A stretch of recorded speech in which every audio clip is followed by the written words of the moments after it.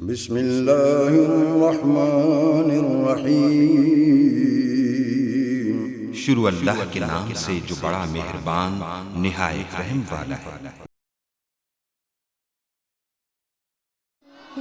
رب کو پیارے رب راضی ہے انہاں ان رب کو پیارے رب راضی ہے انہاں ایویں پیر چوم دے اسی اللہ والیاں دے ان رب کو پیارے رب راضی ہے ناتے ایویں پیر چوم دے اسی اللہ والیاں دے ان رب کو پیارے خالق دی کل خدائی انہاں دی بادشاہی خالق دی کل خدائی انہاں دی بادشاہی جو چاو دے نہ کر دے دین دے سپاہی جو چاو دے نہ کر دے نحمده ونستعینه ونستغفره ونؤمن به ونتوکل علیه ونعوذ بالله من شرور انفسنا ومن سیئات اعمالنا من يهده الله فلا مضل له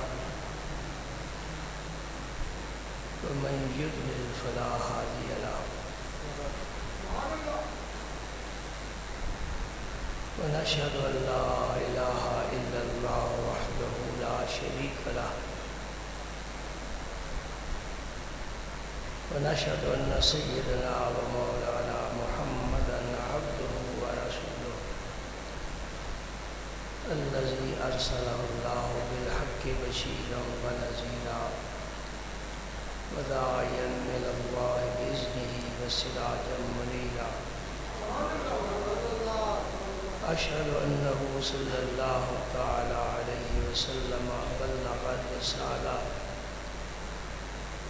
ونصح الأمة وكشف الغمة وجلى الظلمة وجاهد في سبيل الله وعبد ربه حتى أتاه اليقين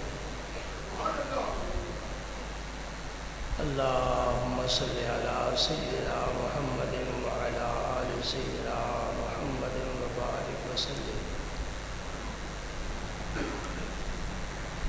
أما بعد فأعوذ بالله من الشيطان الرجيم بسم الله الرحمن الرحيم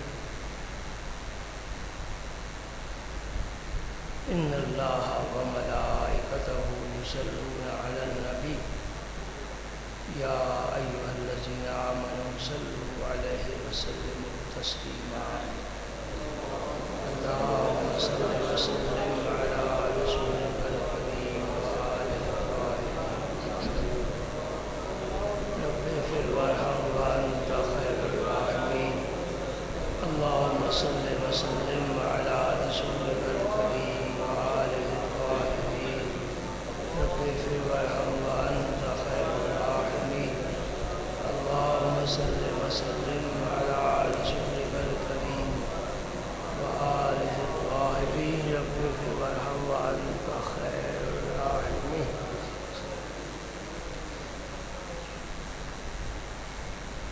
محمد سيد الكونين والثقلين والفريقين من عرب ومن عجم والحبيب الذي ترجى شفاعته لكل هول من الأهوال مقتحم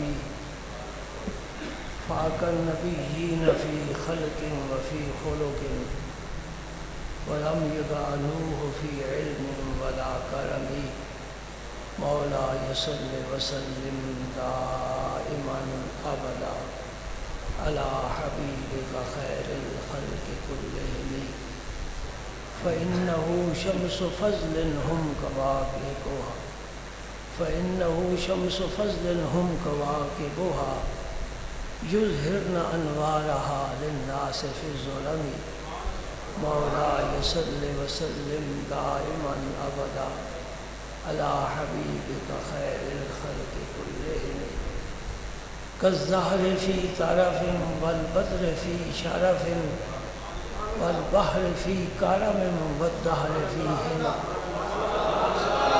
مولاي صل وسلم دائما أبدا على حبيبك خير الخلق كلهم يا أكرم الخلق مالي من ألوذ به سواك عند حلول الحادث العمم مولاي صل وسلم دائما أبدا على حبيبك خير الخلق كلهم فإن من جودك الدنيا وذرتها ومن علومك علم اللوح والقلم مولاي صل وسلم دائما أبدا على حبيبك خير الخلق كلهم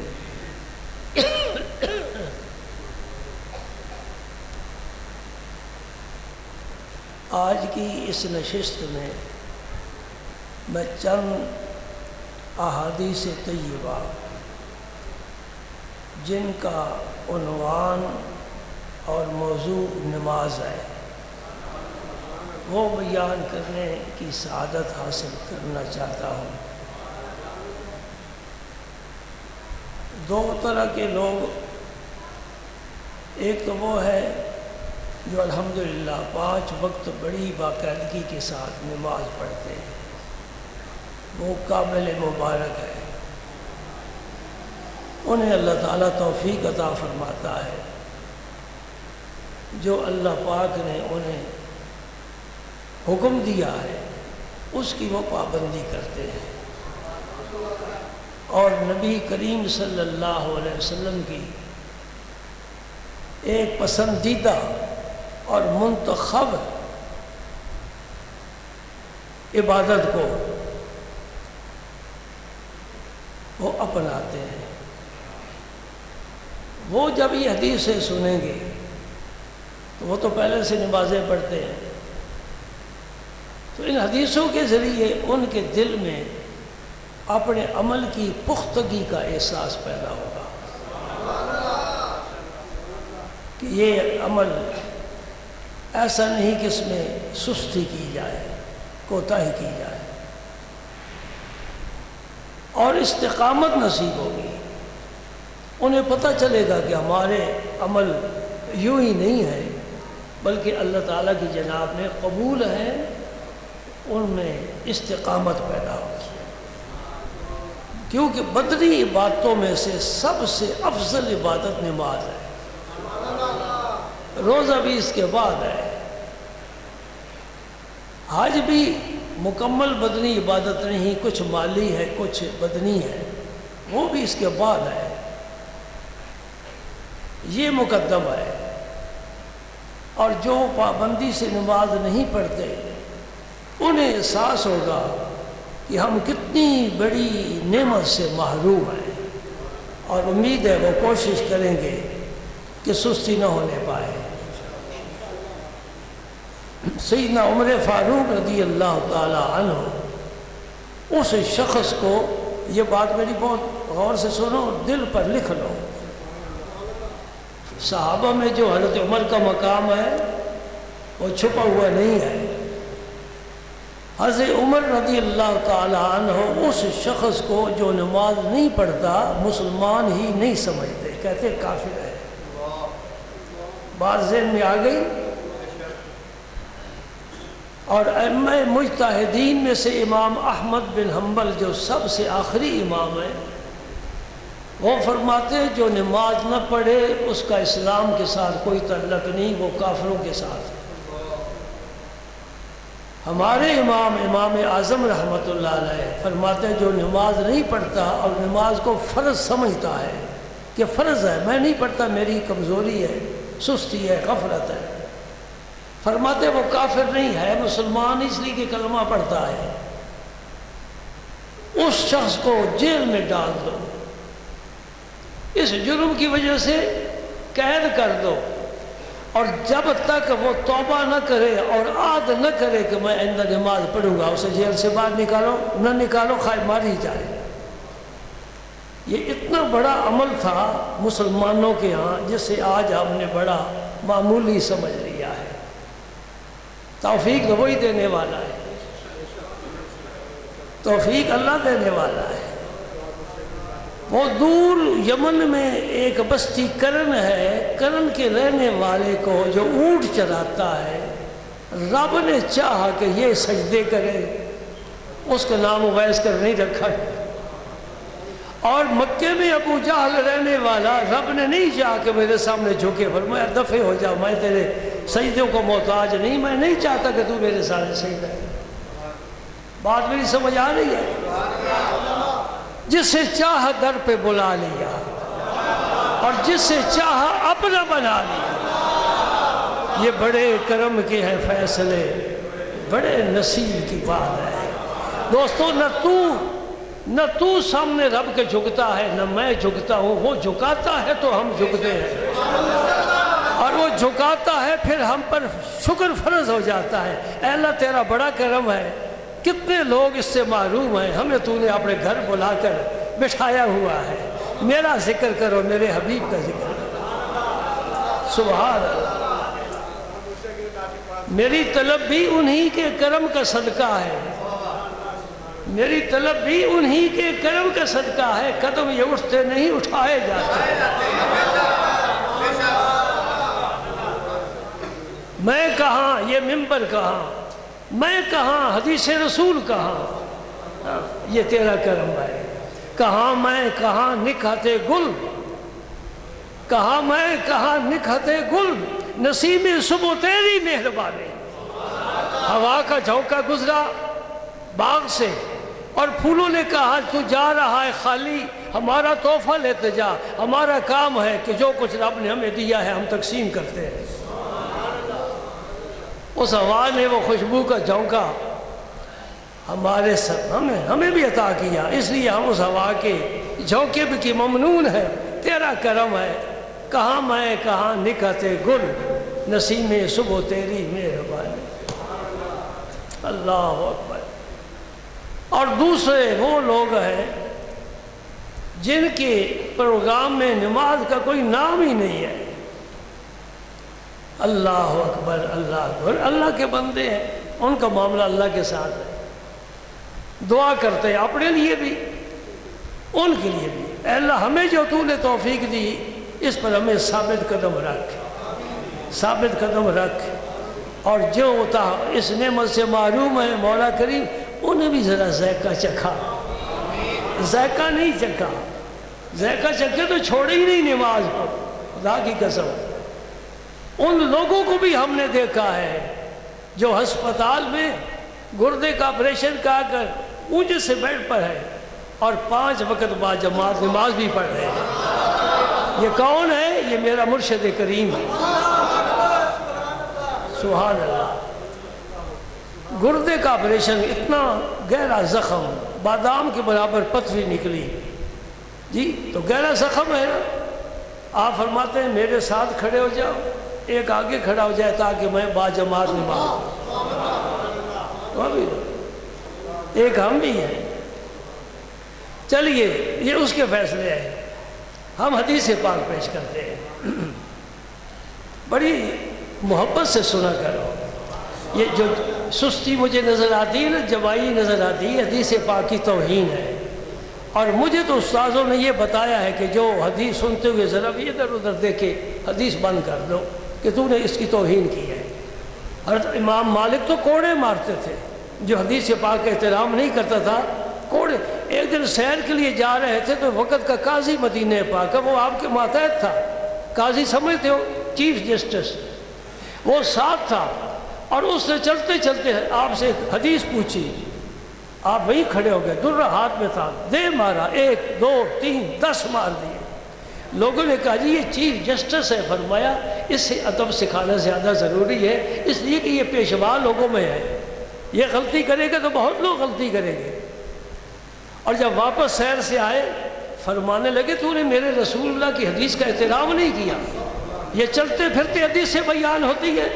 اور بڑے نالائق ہیں وہ لوگ جو حمام پر ہوٹل پر بیٹھ کر حدیثوں کا ذکر کرتے. پہلے حدیث کا راوی معلوم ہونا چاہیے اور حدیث کی کتاب کا علم ہونا چاہیے، پھر حدیث بیان کریں. اس طرح نہ حدیث بیان کیا کرو. تو امام مالک جب واپس آئے نا، میں تمہیں بتانا چاہتا ہوں کس طرح کے لوگ تھے.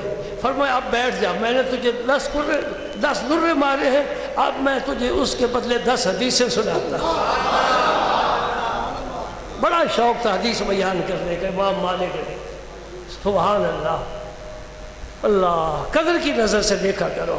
یہ ٹھیک ہے، اس میں زیادہ چاشنی کشش نہیں ہوتی، اس لیے کہ ہم نالائق لوگ ہیں، نالائق لوگ ہیں. لوگ تو جان دیتے تھے.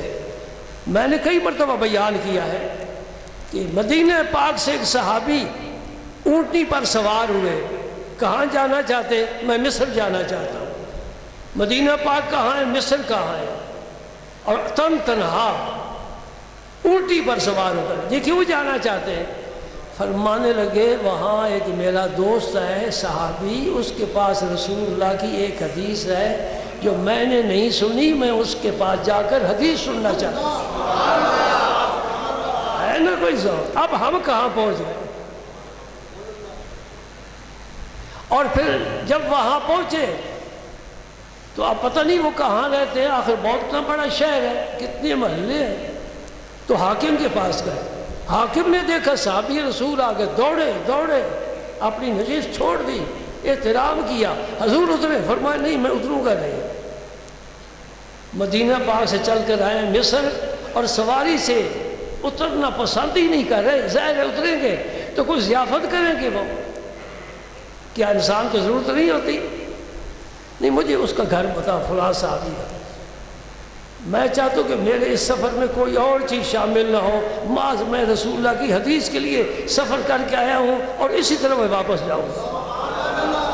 اس صحابی سے جا کر ملے تو ان سے فرمانے لگے بھائی وہ جو حدیث آپ بیان کرتے ہیں مجھے بیان کرو، میں وہ حدیث لینے کے لیے آیا ہوں. لوگ تو بڑے بڑے سفر کیا کرتے تھے اور قدر کی نظر سے دیکھتے تھے، لیکن مفت چیز کی قدر نہیں ہوتی.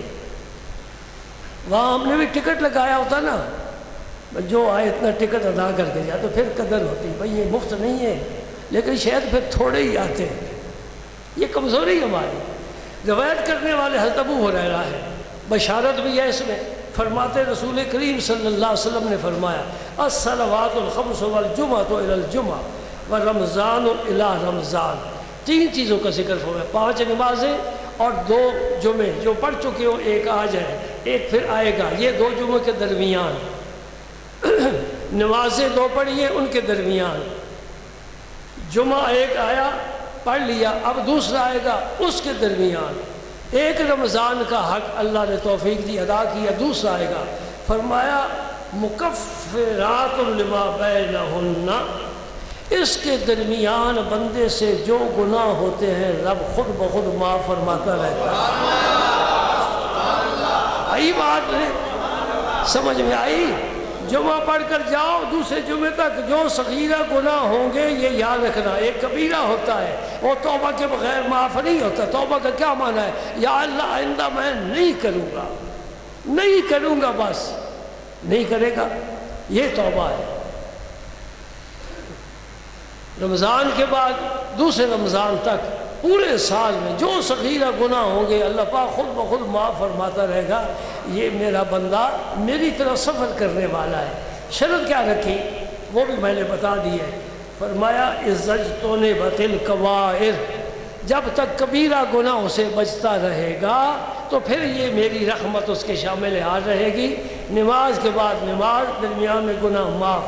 جمعے کے بعد جمعہ، درمیان میں گناہ معاف. رمضان کے بعد رمضان، درمیان میں گناہ معاف، بشرطے کہ کبیرہ گناہوں سے بچتا رہے. یہ شرط. نمبر 2، نبی کریم صلی اللہ علیہ وسلم نے فرمایا صحابہ کرام سے، میرے صحابہ تمہارا کیا خیال ہے؟ میری طبیعت 2 دنوں سے خراب ہے اور بولتے ہوئے مجھے بڑی دقت ہو رہی ہے، لیکن دم میں جب تک دم ہے ذکر تیرا سناتے جائے۔ میرے پیر و مرشد کا ایک پسندیدہ شعر ہے، آپ بھی شعر پسند کرتے ہیں، وہ فرماتے ہیں خون دل دے کے نکھاریں گے رخے بن کے گلاب، ہم نے گلشن کے تحفظ کی قسم کھائی ہے۔ اللہ پاک توفیق دینے والا ہے۔ اب مجھے بڑی دقت ہو رہی ہے، اس ذکر کی برکت سے اللہ تعالیٰ صحت عطا فرمائے۔ آپ نے فرمایا اگر کسی کے گھر کے سامنے نہر ہو اور وہ گھر والا 5 وقت اس میں غسل کرے، دن میں 5 مرتبہ کوئی بھی نہیں کرتا، بعد تو 5 دنوں کے بعد بھی نہیں کرتے، وہ چونکہ تبلیغ پر نکلے ہوتے ہیں نا، اس لیے انہیں غسل کی ضرورت نہیں ہے، کپڑے میلے ہیں، بالوں میں جوئیں پڑی ہیں، یہ کیا سا دین ہے؟ میرے نبی کا دین، نبی ستھرا دین ستھرا، نظافت ہی نظافت۔ یہ ناخن اتارو تاکہ میل نہ جمع ہو جائے، یہ لبے کاٹو تاکہ جراثیم پانی کے تمہارے اندر نہ جائے، بغلیں صاف کرو بدبو نہ پیدا ہو جائے، مسواک کرو منہ پاک رکھو۔ یہ کون کہہ رہا ہے؟ میرا نبی کہہ رہا ہے۔ دین تو بڑا ستھرا ہے نا، ہر جمعے کو غسل کر کے آؤ، اچھا لباس پہنو، خوشبو لگا کر آؤ، خط بنوا کر آؤ، داڑھی منڈوا کر آؤ۔ جی اب کو تمہارے مطلب کی بات تو کرنی چاہیے نا، ذرا تم بھی خوش ہو جاؤ۔ یہ شیطانی کام کب چھوڑو گے؟ اس سے نہ اللہ راضی، نہ اللہ کا رسول راضی، نہ صحابہ راضی، نہ اہل بیت راضی، نہ ولی راضی، نہ غوث قطب راضی۔ جی اور میرے پاس آتے ہو تو میں بھی نہیں راضی۔ یہ شیطانی کام کب چھوڑو گے؟ کیا اللہ کو راضی کرنا آپ کا پروگرام نہیں ہے؟ رسول اللہ کی پیروی کرنا یہ آپ کے دین میں ضروری نہیں ہے؟ 5 وقت نہر میں غسل کرتا ہے، نبی پاک نے پوچھا اس کے بدن پر کوئی میل کوچیل رہ گئی؟ صحابہ کہہ رہا آپ نے عرض کی یا رسول اللہ کچھ بھی نہیں باقی رہ جائے گا۔ فرمایا یہ مثال ہے 5 نمازوں کی، جو 5 وقت نماز پڑھتا ہے اس کی روح میں ذرا میل کوچیل نہیں ہوتی، اور صاف ستھرا رہتا ہے۔ نمازی آدمی اپنے پیشاب کے قطروں سے بھی اپنے بدن کو بچاتا ہے، جو نمازی نہیں یوں پیشاب کرے گا اٹھ کر چلا جائے گا۔ کپڑے گندے، نمازی کے کپڑے پاک صاف، اور بڑی برکتیں ہیں، بہت برکتیں ہیں۔ یہ وہ عمل ہے جس عمل کے ذریعے اب کوئی نبی تو نہیں بن سکتا، صحابی بھی کوئی نہیں بن سکتا۔ حضور آئے نبوت ختم، حضور تشریف لے گئے صحابیت ختم، ولایت باقی ہے۔ یہ وہ وظیفہ ہے جس پر چل کر اولیاء کرام نے اللہ پاک سے ولایت کا نور لیا ہے۔ اللہ تعالیٰ جسے توفیق عطا فرمائے۔ ایک شخص حضور کی خدمت میں آیا، بس تھوڑی آواز ذرا زیادہ کر سکتے ہو؟ ایک صحابی حضور کی خدمت اقدس میں حاضر ہوئے، عرض کرتے ہیں انی اصبت حدا فاقم علیہ، یا رسول اللہ مجھ سے ایسا کام ہوا ہے کہ مجھ پر شرعی حد جاری فرمائیں تاکہ میں پاک ہو جاؤں۔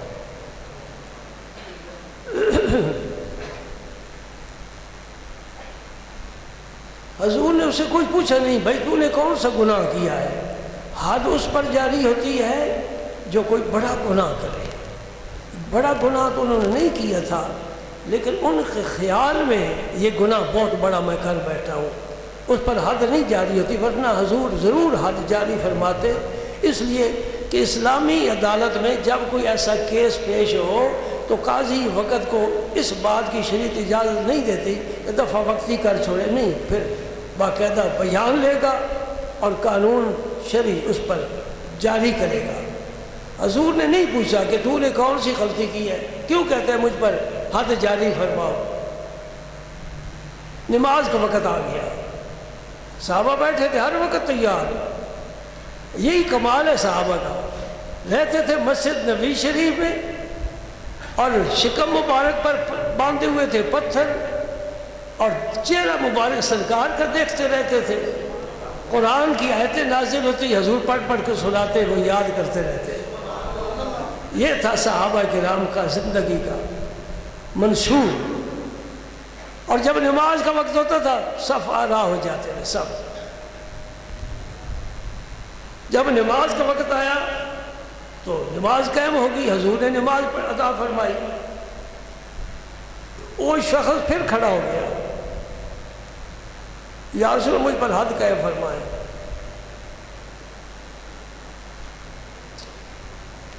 دیکھو نا، آدمی سے گناہ ہو، اگر ضمیر بیدار ہے تو اسے گناہ بیٹھنے نہیں دے گا۔ کس طرح یہ میرا گناہ معاف ہوتا ہے؟ اور اگر ضمیر بیدار نہ ہو تو پھر ایک کیا دوسرا کیا، کرتے ہی گئے، گناہوں کا ہی انسان بن گیا۔ وہ صحابی پھر کھڑے ہو گئے، عرض کرتے ہیں یا رسول اللہ مجھ سے غلطی ہوئی ہے، گناہ ہوا ہے، مجھ پر حد قائم کرو۔ آپ نے فرمایا الیس قد صلیت معنا، تو نے ہمارے ساتھ نماز نہیں پڑھی؟ قال نعم، حضور میں نے پڑھی ہے۔ فرمایا اللہ پاک نے تیرا گناہ معاف فرمایا، اب تجھے استغفار کی بھی ضرورت نہیں ہے۔ اب خیر توبہ کہ کیسے گناہ معاف ہو گیا؟ یہ سوال طالب علم کر سکتا ہے۔ میاں جب وہ گھر سے نکلا تھا وہ تو اس وقت توبہ کر کے نکلا تھا کہ مجھ سے گناہ ہوا، اللہ مجھے معاف فرمائے، تو توبہ پہلے ہو چکی۔ اب حضور کے پیچھے نماز پڑھنے کی جو برکت تھی وہ بھی حاصل ہو گئی۔ تو حضور نے فرمایا میرے ساتھ نماز پڑھنے کی یہ برکت ہے کہ تیرا گناہ رب نے معاف فرمایا۔ سبحان اللہ، سبحان اللہ۔ ایک اور حدیث ہے لیکن اس کے راوی عبداللہ ابن مسعود ہے۔ یہ ہمارے امام اعظم جن سے دین حاصل کر کیا ہے وہ عبداللہ ابن مسعود ہے۔ سبحان اللہ، سبحان اللہ۔ طالب علم بیٹھے، ان کے فائدے کی میں ایک بات بتاتا ہوں۔ علامہ ابن حجر جنہوں نے بخاری کی شرح لکھی ہے، یہ حنفی نہیں ہے، شافعی المسلک ہے، اور بڑی قیمتی بات ہے۔ شافعی ہے، حنفی نہیں ہے۔ فرماتے کاش میں حنفی ہوتا۔ ابن حجر جنہوں نے بخاری کی شرح لکھی، معمولی کام نہیں ہوتا۔ کہتے کاش میں شافعی نہ ہوتا، حنفی ہوتا۔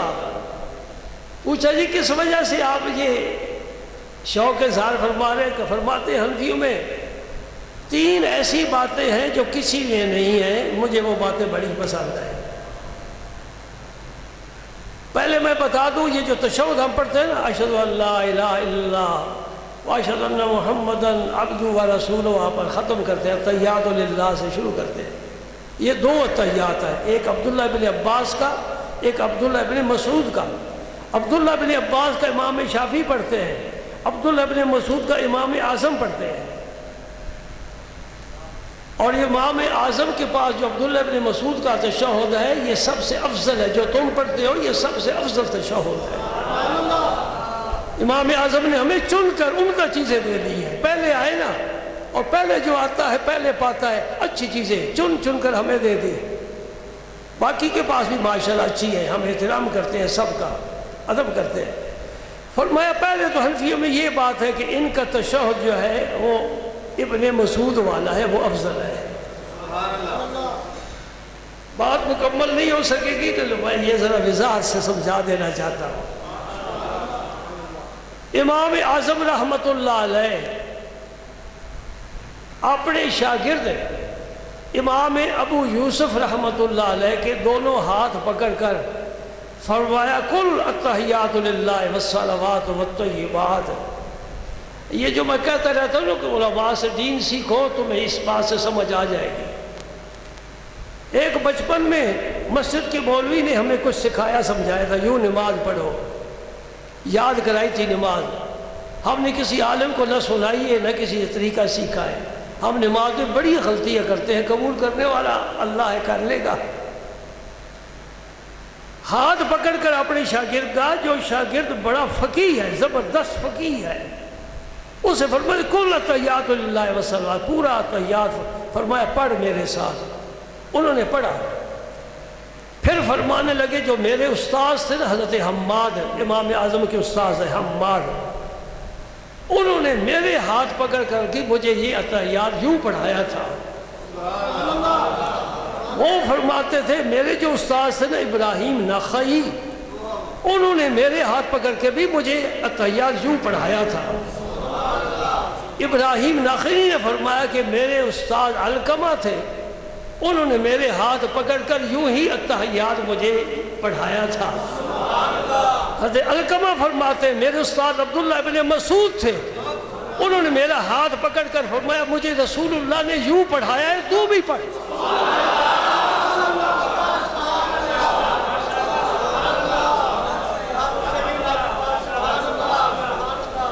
تو سیدھے کبھی ساڑھے بھیڑے آئے ہی نہیں نا، آؤ تو تھا نسی بڑے تحفے دئیے۔ یہ ایک تحفہ بتا رہا ہوں، تم کو ادھر سے ادھر گزر جاتا ہے، کوئی سائیکل موٹر ادھر سے ادھر گزر جاتا ہے، ہم دیکھتے رہ جاتے ہیں، کاش اندر بھی آ جا، اندر بڑے تحفے پڑے ہوئے، لیکن وقت ہی نہیں ہمارے پاس۔ اللہ اکبر۔ اس کا معنی یہ ہوا ہمارے امام اور ان کے شاگرد امام یوسف، ان سے پھر فقہ مدون ہو گئی کتابی شکل میں، اب ہمارے پاس وہ ذخیرہ ہے۔ امام اعظم تک، امام ابو یوسف تک رسول اللہ سے لے کر یہ التحیات یوں متواتر آیا ہے، سمجھے نا جی؟ تو وہ فرماتے تھے کاش میں حنفی ہوتا تاکہ میں عبداللہ ابن مسعود والا التحیات پڑھتا۔ دوسری بات فرماتے احناف جو ہے یہ اسفار میں نماز پڑھتے ہیں، اسفروا بالفجر فإنه اعظم للأجر، نماز صبح کی روشنی میں پڑھو، اس کا اجر اور ثواب زیادہ ہوتا ہے۔ آپ جاتے نا حرمین شریفین، نہایت اندھیرے میں نماز ہوتی، اس لیے کہ وہ حنبلی ہے، امام احمد بن حنبل کے مقلد ہے، وہ اندھیرے میں نماز پڑھتے ہیں، اور حنفی روشنی میں پڑھتے ہیں۔ سورج نکلنے سے 20-25 منٹ پہلے صبح کی نماز ہونی چاہیے۔ رمضان شریف میں اگر آپ اندھیرے میں پڑھو تو میں بھی پڑھوں گا، اس لیے کہ وہ تمہاری مجبوری ہے۔ سحری کھائی سو گیا تو نماز کے لیے کون اٹھے گا؟ لہذا صبح سحری کھاؤ، سیدھا مسجد جاؤ، نماز پڑھو، پھر آرام کرو، اس میں تو میں بھی تمہارے ساتھ ہوں۔ گوئے رمضان میں پھر ہم حنفی نہیں رہتے، حنفی رہ کر حنفی نہیں رہتے، لیکن اس طرح کی اللہ تعالیٰ ہمیں چھوٹ دے دیتا ہے، کوئی بات نہیں۔ فرماتے میں کاش حنفی ہوتا تو میں بھی نماز صبح کی روشنی میں پڑھتا، اندھیرے میں نہ پڑھتا۔ اللہم صلی علی سیدنا محمد وعلی آل سیدنا محمد وعلی وسلم۔ بھائی میں نے طبیعت خراب ہونے کی وجہ سے نا بڑا آپ کا فائدہ ہو گیا اور میرا بھی فائدہ ہو گیا۔ بھائی میں آدھ گھنٹہ ہی تقریر کیا کروں گا، بس 1:30 بجے یا 1:30 بجے انشاءاللہ تقریر ختم کر دیا کروں گا۔ آج ہو گیا نا وقت، آج تو میری صحت ہوتی تو میں انشاءاللہ 2 بجے تک لے جاتا۔ یہ طبیعت کی ناسازی، یہ بیماری بڑے فائدے دیتی ہے، بڑے فائدے دیتی ہے۔ جو وظیفے پڑھتے ہو معاف، دلائل الخاص پڑھتے ہو معاف، اس لیے کہ بیمار ہے، اشراق پڑھتے ہو، چاش پڑھتے ہو معاف، تہجد پڑھتے ہو بیماری میں معاف۔ رب کہتا ہے فرشتوں تم کس بیماری کا علاج ہو، میرا بندہ بیمار ہے، تم عمل کرو، ثواب اس کے نام ہے۔ سمجھ گئے؟ اس لیے بیماری بھی رب کا بڑا تحفہ ہے، اسے معمولی نہیں سمجھنا چاہیے۔ ایک تو نفس جو ہے نا وہ کمزور ہو جاتا ہے، نفس بیماری میں شرارت کر ہی نہیں سکتا۔ جیسے بخار ہو نا، بلانے سے بولتا ہی نہیں۔ صاحب تم تو بڑے شوق تھے، بڑی باتیں کی، آج کیا ہے؟ بھائی بخار آ گیا ہے، شیطان پر بھی بخار غالب ہے۔ تو بیماری کی حالت میں اللہ کا شکر ادا کرے آدمی، فرائض نہیں چھوڑ سکتے، یہ بات یاد رکھو۔ جب تک ہوش قائم ہے نماز معاف ہے۔ معاف ہے کسے؟ پاگل کو، پاگل اور مجنون، اسے معاف ہے۔ اور کسے معاف ہے؟ معصوم بچے کو جو بالغ نہیں ہے 7 سال تک معاف ہے. اور کسے معاف ہے؟ حائضہ عورت کو اور نفاس والی عورت کو. جب وہ پھر بھی معاف ہے. نماز کی کوئی قضا نہیں ان کے لیے. اللہ اکبر. بس دعا کریں. اب دعا کا مہینہ آ رہا ہے, دعائیں کریں, گناہوں سے معافی مانگیں, اللہ کا قرب ڈھونڈیں. آپ سورہ اقرا پڑھیں نا, اقرا بسم ربک الذی خلق, یہ 5 آیتیں پہلے نازل ہوئی تھی. اس کی آخری آیت کا ترجمہ گھر جا کر پڑھ لینا. اگر میں آپ کو سناؤں آیت تو آپ پر سجدہ واجب ہو جائے گا, کیونکہ یہ سجدے والی ہے. اس کا مفہوم اس طرح ہے کہ جو اللہ کا قرب چاہتا ہے وہ سجدے کرے. اللہ کا قرب چاہتا ہے سجدے کرے, کیونکہ اس پوری نماز کے ارکان میں سے افضل ترین سجدہ ہے. اور سجدے کی حالت میں بندہ رب کے بہت قریب ہو جاتا ہے, بہت قریب ہو جاتا ہے.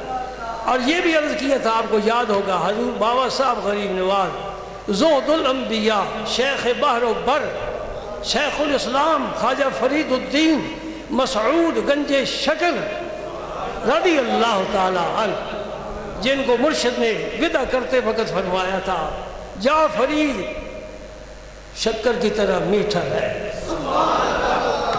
اور خدا کی قسم بڑے میٹھے ہیں, بہت میٹھے ہیں. پیر نے دعا دی, مرشد نے دعا دے کر فرمایا شکر کی طرح میٹھا رہ, اور فرمایا ایسا درخت بن, اللہ تجھے ایسا درخت بنائے کہ تیرے سائے کے نیچے لوگ آ کر بیٹھیں, راحت محسوس کریں, آسودگی محسوس کریں. سبحان اللہ. میرا ایک ساتھی عزیز لاہور رہتا تھا, انہیں خواب دیکھا کہ میں خواب میں پاک پتہ شریف گیا ہوں. نبی کریم صحابہ سے پوچھتے تھے, کسی نے خواب دیکھا تو سناؤ, میں تعبیر بتاتا ہوں. ہمارے خواب نہیں, نہ سنانا نہ تعبیر پوچھنا, یہ خیال اضغاث و احلام, پریشان خیال. چنے کی دال کھا لی, آلو کھا لیے, گوبھی کھا لی, تو رات کو خواب تو پھر آئیں گے نا, سارے بخارات سر کو چڑھیں گے. سویرے مولوی صاحب کی خیر نہیں, خون پر خون, مجھے جی خواب آیا. کچھ عورتیں خواب ہوتی. میں نے کہا اپنی بیداری کو بہتر بناؤ, نیند کی بات نہ کرو, جاگنے کو بہتر بناؤ. جاگنے کے متعلق پوچھا جائے گا, نیند کی حالت کے متعلق نہیں پوچھا جائے گا. لیکن حضور کا زمانہ تھا, پاک زمانہ, حضور خود بھی خواب سناتے, صحابہ سے بھی سنتے. تو اس عزیز نے خواب دیکھا کہ میں پاک پتن شریف گیا ہوں, تو وہاں ایک مائی صاحبہ بیٹھے, وہ کھیر پکا کر فرماتے بیٹا ادھر آ, کھیر کھا. میں بیٹھ گیا, یہ خواب کی بات ہے.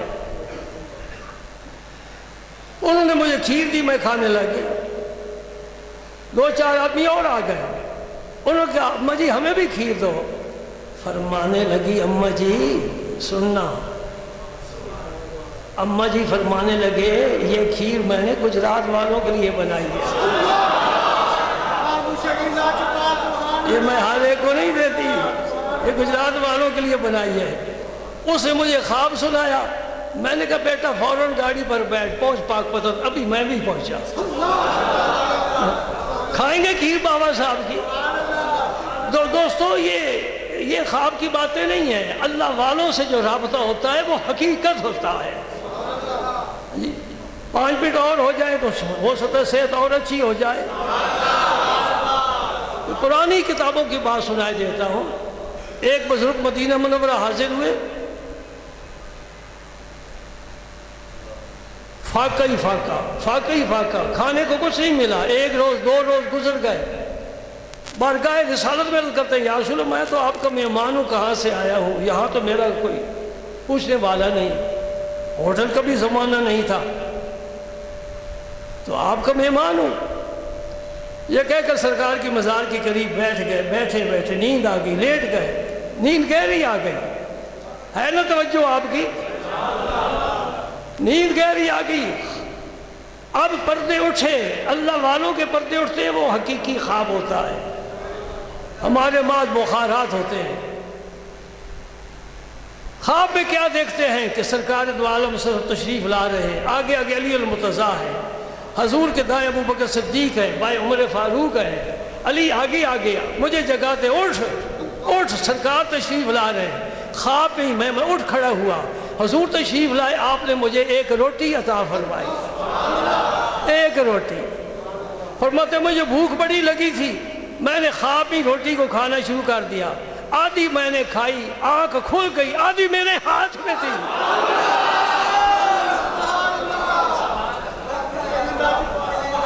آپ اسے خواب کہو گے کہ حقیقت کہو گے؟ کیا فیصلہ کرو گے؟ کھائی خواب میں، جو بچ گئی میرے ہاتھ میں، مطلب یہ ہوا نبی نے اس جہان کو اس جہان کے ساتھ ملا دیا ہے۔ میرے امتی، مجھے تیری بھوک کا احساس ہے۔ حریص علیکم عزیز علیہ ما عنتم حریص علیکم بالمؤمنین رؤوف الرحیم۔